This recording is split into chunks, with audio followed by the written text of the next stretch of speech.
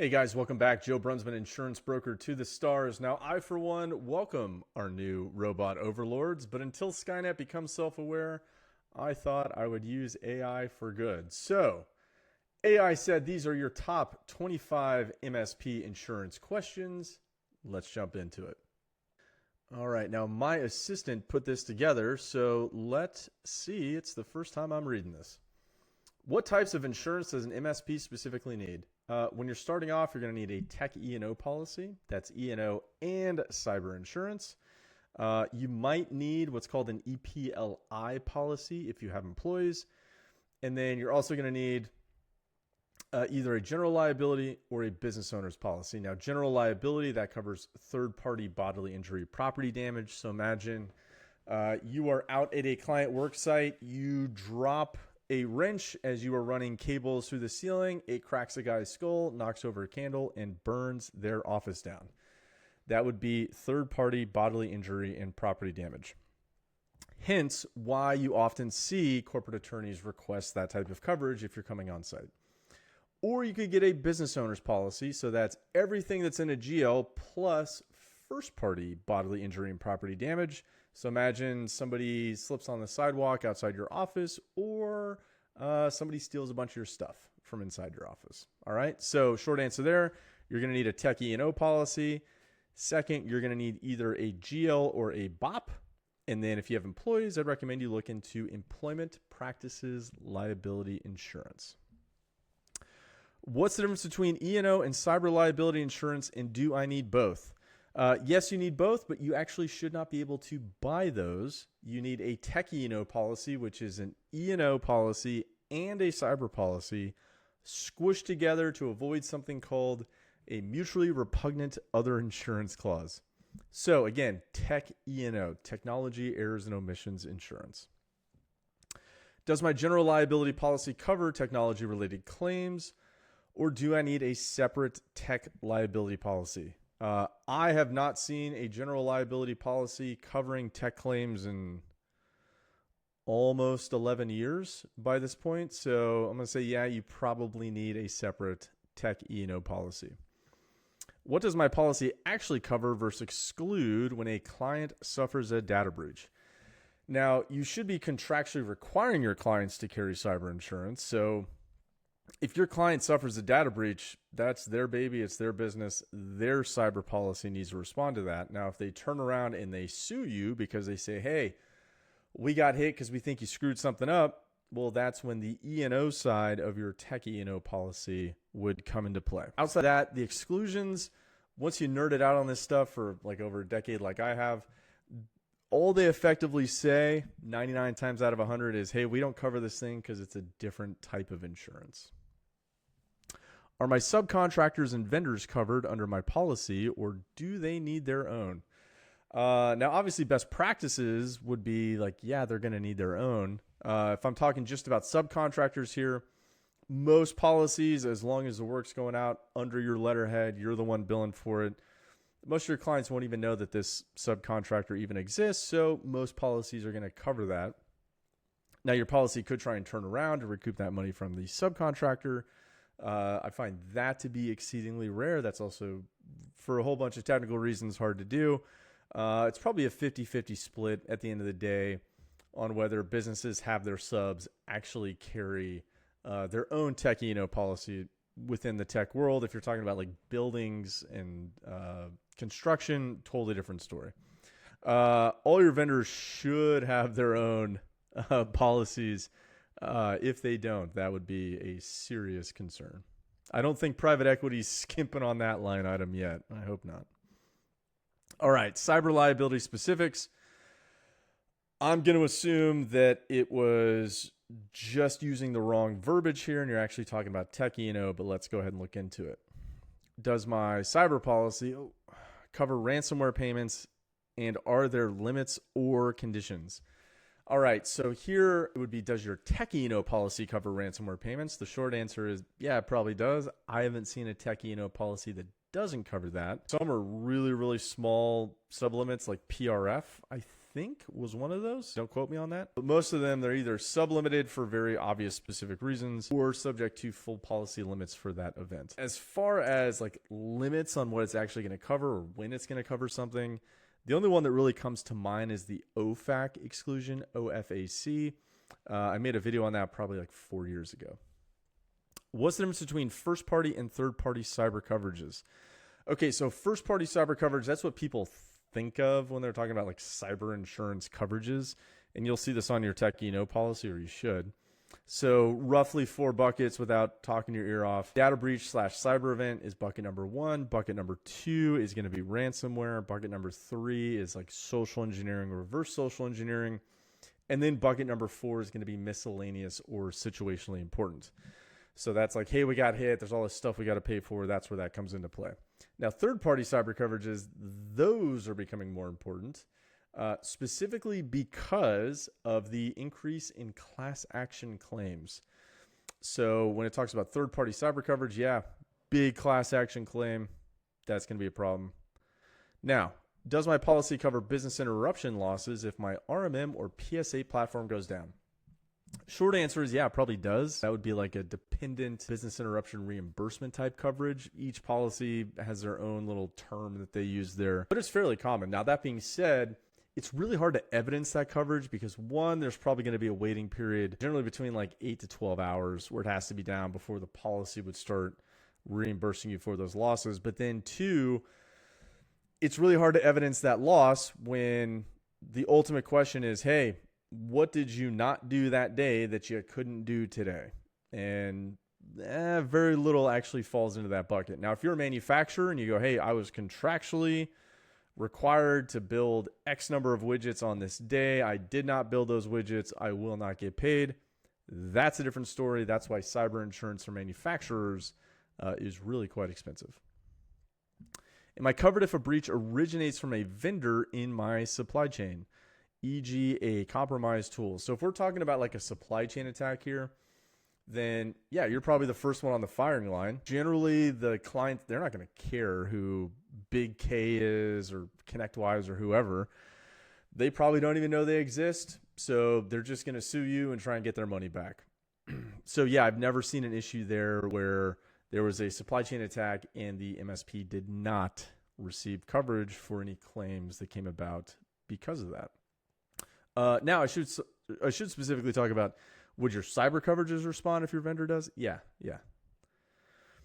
Does my policy cover social engineering and funds transfer fraud attacks against my clients? So if your client ends up sending a bunch of money to a bad guy, well then no, your policy is probably not going to cover that. If a bad guy went through your system and then tricked your clients into wiring money that was ostensibly meant for you, but it goes to a bad guy bank account, that could be like a reverse social engineering type coverage, which is pretty common on tech E&O.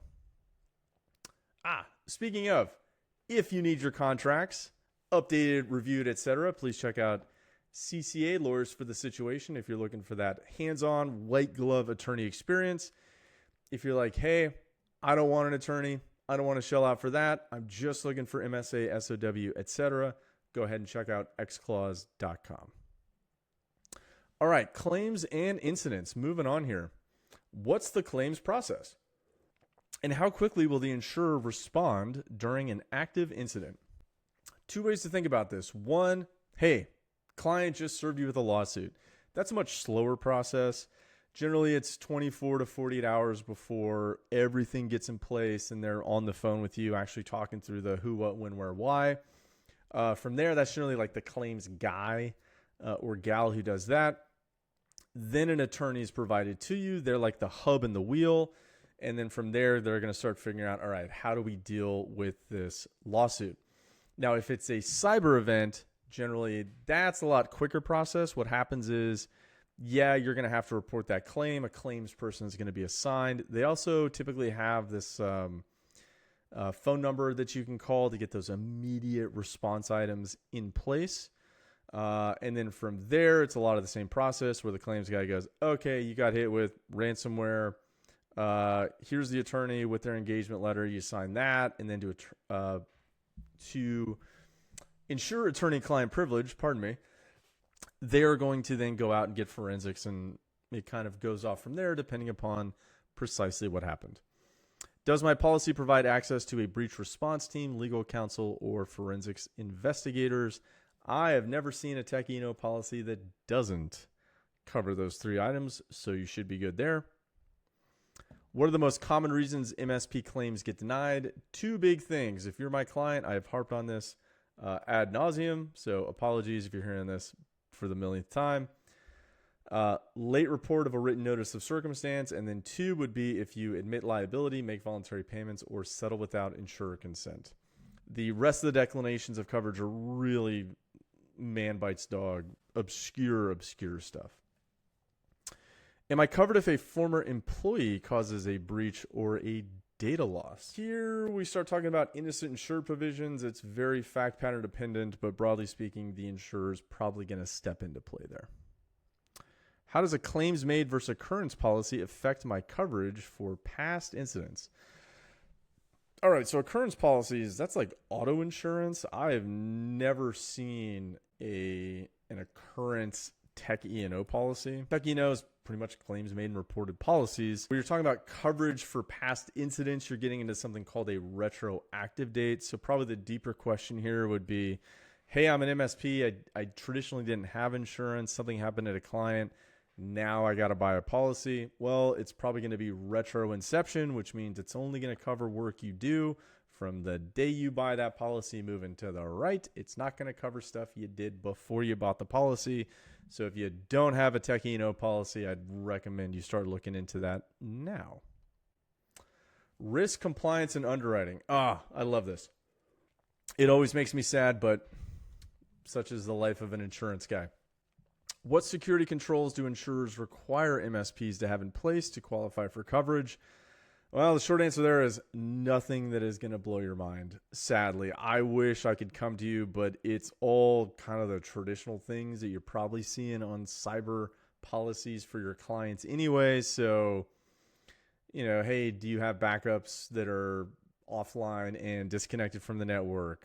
Another control would be, do you have engagement letters? They're going to ask for that, so make sure you got them, aka MSA, SOW, etc.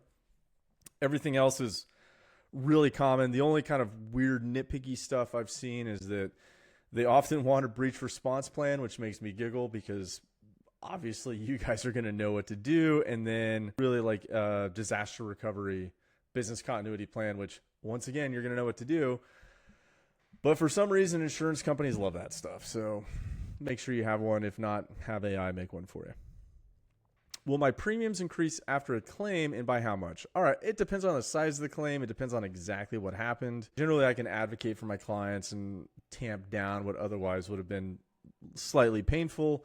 That being said, just defending a claim is going to cost more than whatever that increase in your policy is going to be. So you might as well just have insurance and then deal with the fallout later. Now, if it's something outrageous, which we've seen occasionally when the client was really out to lunch, well, then there's always some other insurance company that'll step in and undercut those guys. So I wouldn't worry so much about that. I would say you need to be more worried about having a claim that's not covered and you got to start paying for stuff out of your savings account. How does my policy handle clients in regulated industries? Healthcare, finance, legal. Outside of like BAA type stuff with healthcare, there's very little overlap there. Really, when you're talking about regulated industries, there's something called scope of practice on your application that deals with how much they're going to charge you. It's one of a million questions. It ultimately goes into how much your premium is. But there, I would say very little to minimal overlap. Do I need to meet specific compliance frameworks, SOC 2, NIST, CIS to maintain my policy? For 99 out of 100 MSPs, the short answer is absolutely not, and your underwriter won't even know what a SOC 2 is, much less the difference between a SOC 1, a SOC 2, a SOC 3, and a Type 1 or Type 2 for each one of those. They don't know what NIST CSF is. They don't know CIS top controls. They don't understand what ISO is. They don't understand any of that stuff. So that's not to say you shouldn't do it. It's not to say you shouldn't have it or go down that path, but they're not going to care. How are my coverage limits determined, and are they sufficient given my client revenue size? You know what? I'm going to link to a video right here above me where I go through all the various factors there on how much tech E&O insurance your specific MSP would need. If you have any additional questions, just give me a call. We'll talk through it. Contracts and client relationships. Should my MSA client contracts align with my insurance policy language to avoid gaps? Yeah, I don't know where this question is coming from. There's very little interplay between your tech E&O policy and ultimately your MSA. So I think some insurance broker was like making hay out of this, but it's just kind of psychobabble nonsense.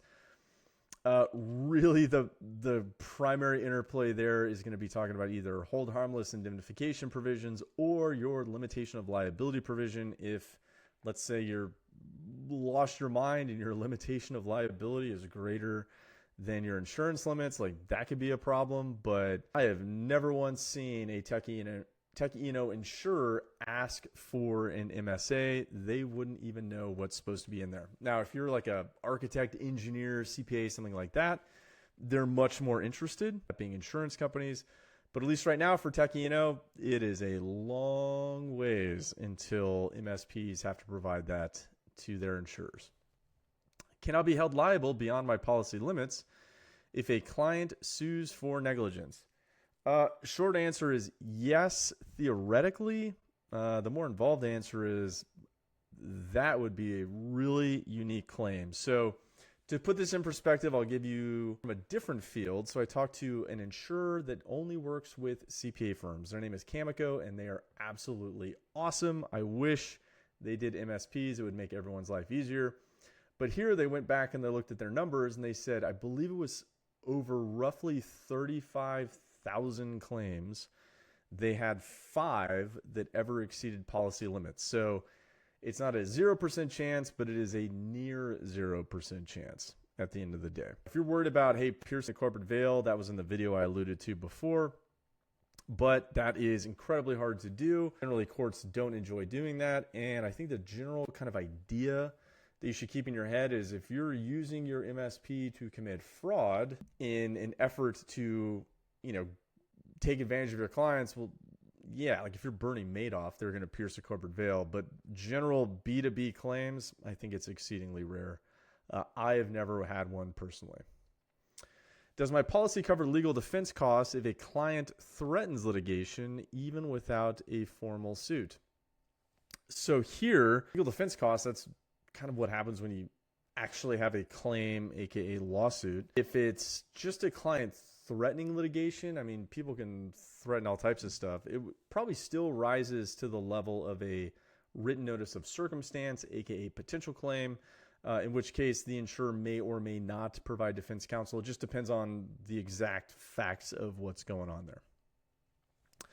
Am I required to carry certain coverage types or minimums to work with enterprise clients or specific verticals? Yeah, generally there, it kind of really just goes back to the basics. They're going to ask for, well, E&O and cyber because they don't know that tech E&O exists. I probably get that question like once a week from my own MSP insurance clients.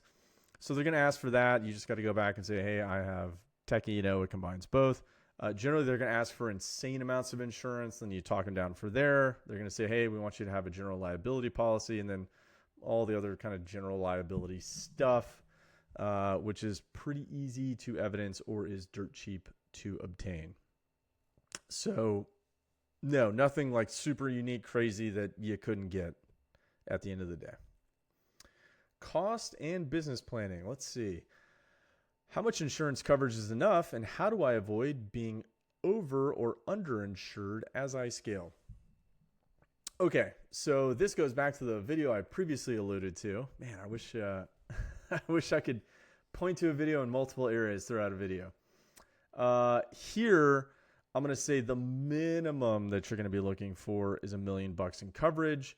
As far as being underinsured or overinsured, that's a much deeper question that I get into in that video. Generally, the limit of insurance is the limit of insurance is the limit of insurance, so long as you have some modicum of adequacy there. And the general rule is that insurance carriers are bound to settle within insurance limits. All right. Oh, that was it.